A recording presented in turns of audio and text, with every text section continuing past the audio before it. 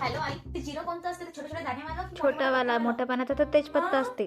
म्हणजे मी 3 वेळा तेजपत्ताच खासला नव्हता. काय करू? नाही, एक मिनिट आलीच. हॅलो आई, कळसावर नारळाची शेंडी खाली असते की वर असते? पटकन सांग. वरच्या बाजूला ठेवतात. हॅलो आई, हा राजमा शिजू कोण नाही राहिला?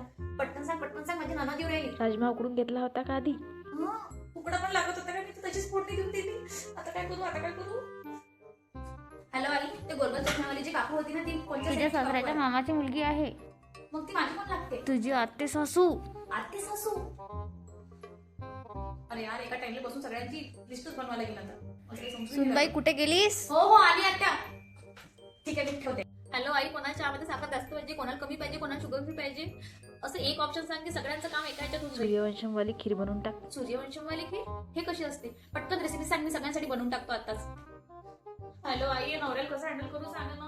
कधी रोमॅन्टिक वाटतात, कधी सॅलेड मोड मध्ये जातात, कधी कल्ला करतात, काही समजत नाहीये कसं करू. आई, यांचे मित्र आले बाहेरून, ते म्हणतात वहिनीच्या आजची एक्सप्रेसो प्यायची. एक्सप्रेसो काय असते? एक काम करतो, रसना बनवून देऊ काय? लहान मुलगी आहेस काय?